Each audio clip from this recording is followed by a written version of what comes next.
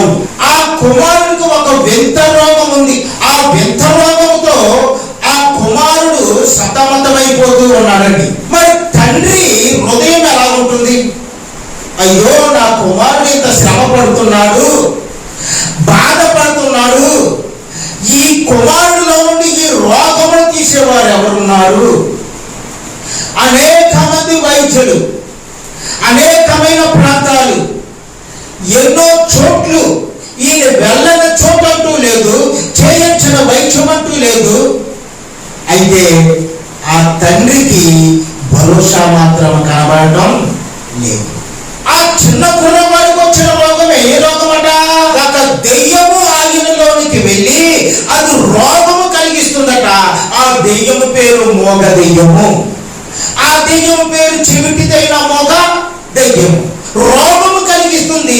ఈ రోగం ఎలాంటి రోగము కలిగిస్తుందంటే, నది దగ్గర, నీటి దగ్గర, సముద్రం ఒడ్డుని, కాలువల ఒడ్డుని, లోతైన చోట్లలో ఉన్నాడనుకో, అక్కడ ఇతనికి రోగాన్ని ప్రేరేపిస్తుంది. ప్రేరేపిస్తున్నప్పుడు గెలగెలగెలగెలాడిపోయి కింద పడి దొర్లేసుకుంటున్నాడు. ఈ కుర్రవాడు ఎక్కడైనా మంటలు వేసుకుంటూ ఉంటుంటారు, లేదా వంటలు చేసుకుంటూ ఉంటుంటారు. అక్కడికి వెళ్ళి కూర్చుంటే ఈ దెయ్యము తనలోనికి వెళ్ళి ఆ రోగాన్ని రేపుతుంది. రోగాన్ని రేపితే మళ్ళీ అక్కడ గెలగెలమని ఒట్టేసుకుని దొర్లేస్తున్నాడు. దాని ఉద్దేశం ఏంటంటే, అలా దొర్లి, ఇలా దొర్లి, అలా తూలి, ఇలా తూలి, చివరికి ఇందులో పడి చచ్చిపోవాలా, అగ్నిలో పడి చచ్చిపోవాలి. సాతానుడు ప్రతి మనుషుల్ని ఈ రీతిగానే ఇబ్బంది పెడుతూ ఉంటుంటాడు. ఇప్పుడు ఈ కుర్రవాణ్ణి కూడా అలాంటి ఇబ్బందులకు గురి చేస్తూ ఉన్నాడు. గురి చేస్తూ ఉన్నప్పుడు ఆ ప్రాంతానికి యేసు ప్రభు వచ్చాడు. ఆ తండ్రి యేసు దగ్గరికి వచ్చి ఒక మాట మాట్లాడుతూ ఉన్నాడు. పరిశుద్ధ గ్రంథము తెలుద్దాము. మార్కు సువార్త 9వ అధ్యాయము 23వ వచనము. అంతకు ముందు 22, 21, 22 కూడా చదువుతాము. అప్పుడు ఆయన, ఇది వీనికి సంభవించి, చెప్పండి, ఎంత కాలమైనది వాని తండ్రిని అడగగా, అతడు బాల్యము నుండియే అది వాని నాశనము చేయవలనని తరచుగా అగ్నిలోను నేలలోను పడదోయును అంటున్నాడు. తండ్రిని అడుగుతున్నాడు యేసు ప్రభు. కుర్రాన్ని తీసుకొచ్చారు, ఆ పిల్లవాడిని తీసుకొచ్చారు యేసు దగ్గరికి. చూశారు యేసు ప్రభు. చూసి, ఇది వీనికి సంభవించి ఎంత కాలమో అయినది. తండ్రి చెప్తున్నాడు, అయ్యా, ఇది వీనికి సంభవించి వీడికి వచ్చి బాల్యము నుండే వీడిని పట్టి పీడిస్తుంది. నిజమే, కొంతమందికి చిన్నతనం నుండే కుదరని రోగాలు వస్తూ ఉంటుంటాయి. చిన్నతనం నుండే ఆ రోగాలు వారిని విడిచిపోవు. జీవితకాలము వారికి మందులు, జీవితకాలము వారికి హాస్పిటల్, జీవితకాలము ఆ డాక్టర్లకు చూపించటాలు, తల్లిదండ్రులు విసిగిపోతారు, వేషాడిపోతారు. అయ్యో, ఇంత కష్టంలో గుండా వెళ్తున్నామేమేమో అనుకుంటూ ఉంటుంటారు. యేసు అంటున్నాడు, ఎంతకాలం నుండి ఇది మీ అబ్బాయికి ఇటువంటి రోగం వచ్చింది? అప్పుడు ఆ తండ్రి అంటున్నాడు, అయ్యా, వాడు చిన్నతనం నుండే ఈ రోగంతో బాధపడుతూ ఉన్నాడు. చిన్నతనం నుండే ఈ రోగంతో బాధపడుతున్నాడని చెప్పి అక్కడ ఊరుకోలేదు. ఆయన ఏమంటున్నాడు, అది వారిని నాశనము చేయవలెనని. ఏం చేయాలండి? నాశనము. అది ఏంటట? సాతాను వల్ల కలిగిన రోగము, సాతాను వల్ల వచ్చిన రోగము. ఆ రోగం ఏం చేస్తుందట? మనుషుల్ని నాశనము చేయవలని ఎక్కడెక్కడ పడవేస్తుందట? అగ్నిలోను నేలలోను పడదోయవలనని. ఎందులో పడేస్తుందట? అది మనుషులు దేని చేత అయితే చచ్చిపోతారో ఆ చచ్చిపోయే చోట్లు ఎంచుకుని అక్కడికి నడిపించి అందులో పోసేయడం అని చెప్పి తండ్రి బోరుని చేస్తూ ఆఖరు అంటున్నాడు కదా, ఏమైనా నీ వలనైతే మా మీద కనికరపడి మాకు సహాయము చెయ్యి. ప్రతి తండ్రి తల్లి ఈ మాటను గుర్తుపెట్టుకోవాలి. ప్రతి తల్లి తండ్రి వారు కుమారులు కుమార్తెల కోసం ఈ మాటను మన హృదయంలోనే పెట్టుకోవాలి. మన కుమారులు ఏ స్థితిలో ఉన్నారో, అయ్యా ఆ స్థితిలో ఉన్న మా కుమారుని, ఆ స్థితిలో ఉన్న మా కుమార్తెని, ఆ బాధలో ఉన్న మా కుమారుని, ఆ శ్రమలో ఉన్న నా కుమార్తెని నువ్వు విడిపించయ్యా. నీ చేతనైతే మాకు సహాయం చేయవా, మాకు సహాయం చేయవా. మాకు సహాయం చేసేవారు ఎవరు లేరు, మాకు దిక్కు లేదు. మేము దిక్కు లేని వారం అయిపోయాము, ఒంటరి పిచ్చిలాగా అయిపోయాము. మేము దిక్కు లేని తోడు లేని వారం అయిపోయామయ్యా. మాకు సహాయము చేయవా యేసయ్యా, సహాయం చెయ్యి అని నువ్వు అడిగితే దేవుడు తప్పకుండా నీకు సహాయము చేస్తాడు. ఆయన ప్రార్థన వినే దేవుడు, ఆయన సహాయము చేసేది. అప్పుడు యేసు ప్రభు అంటున్నాడు కదా 23, అందుకు యేసు నమ్ముట నీ వలనైతే. అడిగే తండ్రికి నమ్మకం ఉండాలి, అడిగే తల్లికి నమ్మకం ఉండాలి, అడిగే వ్యక్తికి నమ్మకం ఉండాలి. ఎవరి మీద నమ్మకం? యేసు మీద నమ్మకం. నా యేసు తప్పకుండా నాకు మేలు చేస్తాడు, సహాయం చేస్తాడు. నేను నమ్ముతున్నాను, నేను నమ్ముతున్నాను. నమ్ముట నీ వలనైతే నమ్మువానికి సమస్తమును సాధ్యమే. ఇక్కడ తండ్రి యొక్క వేదన 2 మాటల్లో నుండి మనం అర్థం చేసుకోవచ్చు.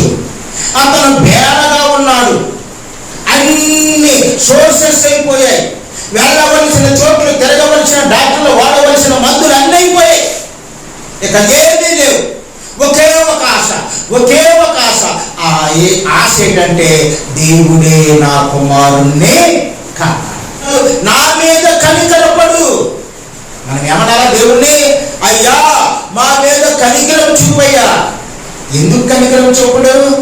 ఒకవేళ మనము దేవునికి వ్యతిరేకముగా వెళ్ళినా, మన పాపము దారిలో పోయినా, మనం చెడు మార్గంలో నడిచినా, మనము మళ్ళుకొని ఆ త్రావును విడిచిపెట్టి దేవుని మంచి మార్గంలోకి వచ్చి యథార్థముగా ఆయన్ని ఆశ్రయిస్తే ఆయన తప్పకుండా నీ మీద, నీ కుటుంబం మీద, నీ బిడ్డల మీద కనికరపడతాడు. సహాయం చేయమంటున్నాడు. ఇక్కడ 2 సహాయాలు కోరుకుంటున్నాడు. ఏమిటా సహాయాలు? ఒకటి ఏమిటంటే తన కుమారుని బాగు చేయటం.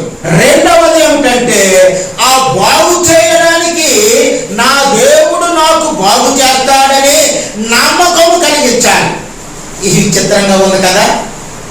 నమ్మటం అనేది మన పని, నమ్మటం అనేది ఎవరి పని? మన పని.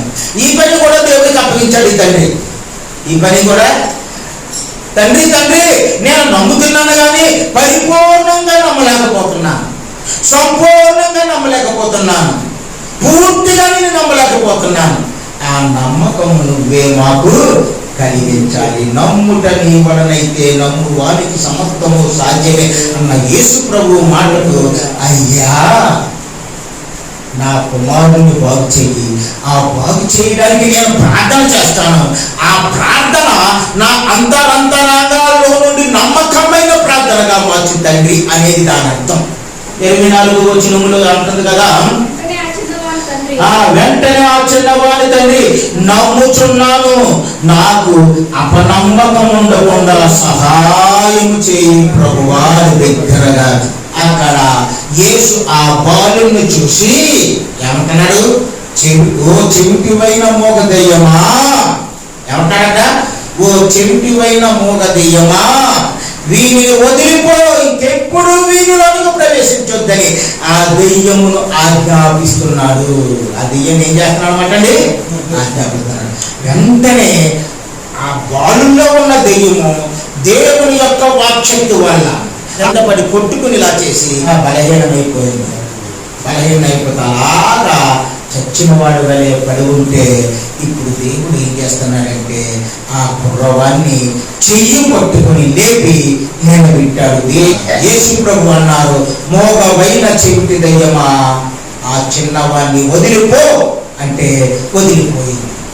యాకోబు పత్రిక 2వ అధ్యాయం 19వ వచనం, దేవుడు ఒక్కడే అని నీవు నమ్ముచున్నావు. నమ్ముచున్నాం కదా మనం, దేవుడు ఒక్కడే, దేవుడు ఒక్కడే అని నీవు నమ్ముచున్నావు. అలాగు నమ్ముట మంచిదే. దెయ్యములు నమ్మి వణుకుచున్నవి. దెయ్యాలు కూడా నమ్మి ఏం చేస్తున్నాయట? గజ గజ గజ గజమని ఉరికేస్తున్నాయట. యేసు దేవుడు ఆయన మాట ఆజ్ఞాపించాడు. ఆ కుర్రవాళ్ళలో ఉన్న దెయ్యం ఏం చేస్తుంది? గజ గజ గజ గజ నమ్మి వణికి అక్కడి నుండి పారిపోయారు. ప్రియమైన విశ్వాసులారా, మీ విశ్వాసపు ప్రార్థన దెయ్యములను వణికించేస్తుంది. మీ విశ్వాసపు ప్రార్థన రోగములను స్వస్థపరుస్తుంది. మీ విశ్వాసపు ప్రార్థన మీ కుటుంబంలో ఉన్న అస్తవ్యస్త పరిస్థితులను చక్కదిద్దేస్తుంది. కాబట్టి విశ్వాసముతో మనము దేవుణ్ణి సహాయం అడగాలి. ఈ తండ్రి విశ్వాసముతో దైవ సహాయం కోరుకుంటున్నాడు. ప్రభువా నాకు సహాయము చేయి. యేసు ప్రభు అంటున్నాడు, నమ్ము. ముందు గలతీయులకు రాసిన పత్రిక 3వ అధ్యాయం 6వ వచనంలో అంటుంది కదా, అబ్రహాము దేవుని నమ్మాను, అది అతనికి నీతిగా ఎంచబడింది. దేవుణ్ణి తప్ప నేను నమ్మను. దేవుడు అంటున్నాడు, దిగి నీకు సారాకి పిల్లలు పుడతారు అంటున్నాడు. ఇస్సాకు అనే కుమారుడు వారు నిండు వృద్ధాప్యమందు వారికి పుట్టాడు. ఇస్సాకు అనే కుమారుడు. ఇప్పుడు ఈ తండ్రి, అయ్యా నాకు సహాయం చెయ్యవా అన్నప్పుడు అతని యొక్క దీనమైన ప్రార్థన, అతని విరిగి నలిగిన మనసుతో చేసిన అతని ప్రార్థన మరి దేవుడు విన్నాడు, యేసయ్య విన్నాడు. విని ఏం చేశాడంటే అతనికి సహాయం చేయడానికి వచ్చి తన కుమారుణ్ణి ఏం చేశాడు చెప్పాలా? ఏం చేశాడు? స్వస్థపరిచాడు. చెప్పాలా మీరు? తన కుమారుని ఏం చేశాడు? స్వస్థపరిచాడు.